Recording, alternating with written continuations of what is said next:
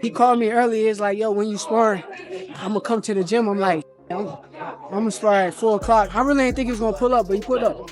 It means everything, his advice and listening to him in the ring. He calling out little I'm trying to make sure I do what he says. So a hell of a blessing to have Bud, Floyd, all these guys backing me, and I appreciate them.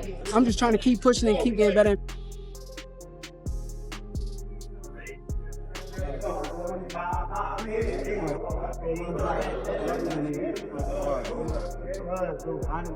The most skillful fighter at 135 will be hands down Shakur Stevenson. When word gets out that Floyd Mayweather Jr. has been working with Shakur Stevenson ahead of the Teofimo Lopez fight, it doesn't feel like a cheap headline. It feels like a signal. Something calculated, something serious moving, quietly behind.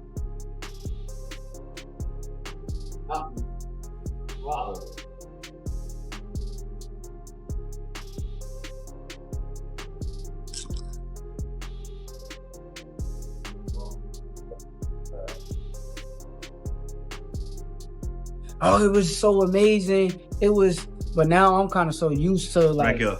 Yes, it feels so normal. Like, honestly, that's why me and like Floyd is so like close now, because it's like I'm a genuine person, and he don't like he like genuine people around. So, do you think he sees a lot of you in himself? Yeah, he do.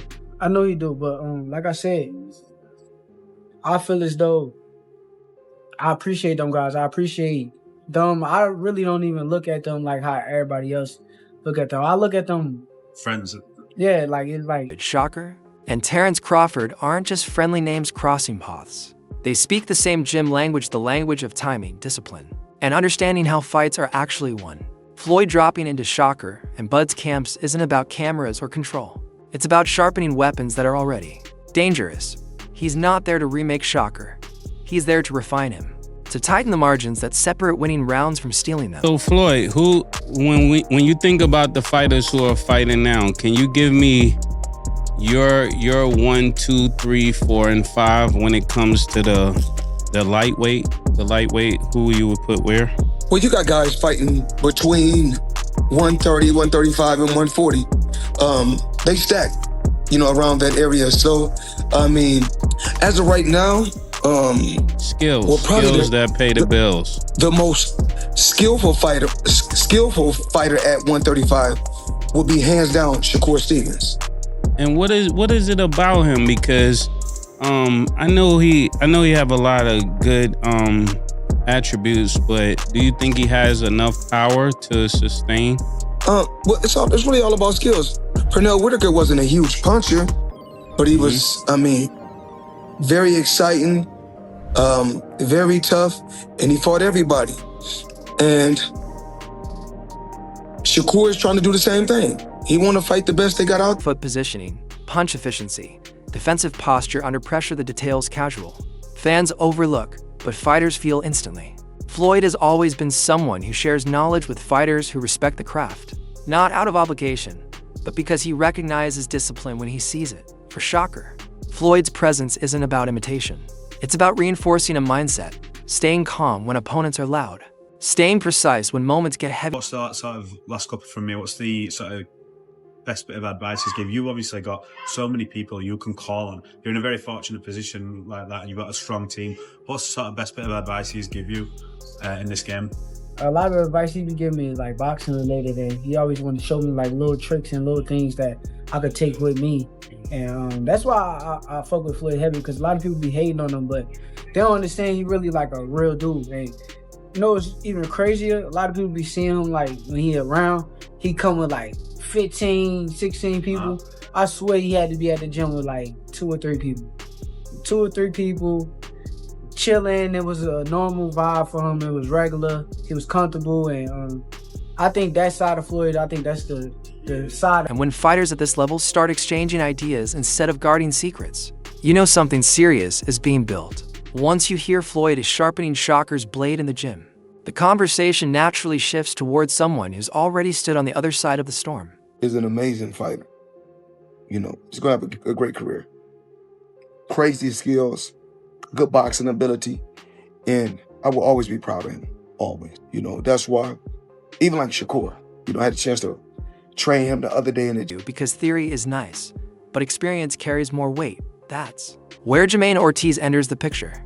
And his energy stands out because it's controlled confidence, not noise. This isn't someone guessing from highlights. This is a fighter who shared rounds with Teofimo Lopez and walked away knowing exactly what it felt like. When Ortiz leans towards Shakur Stevenson, it's not disrespect, it's calculation. He's basically saying, cutting off the ring sounds simple on paper, but doing it against Shakur is a completely different test. Rather have the winner of the two. So, I mean, who do you think wins that fight? I mean, do you think Shakur will be able to? I think Shakur would win. Yeah. You know, Shakur's a great boxer, and we just seen what I did to Teofimo, so Shakur will be able to box him out easily. Actually smiled when he said camp showed him exactly what he expected from Teo, because that's the most dangerous compliment you can give a fighter.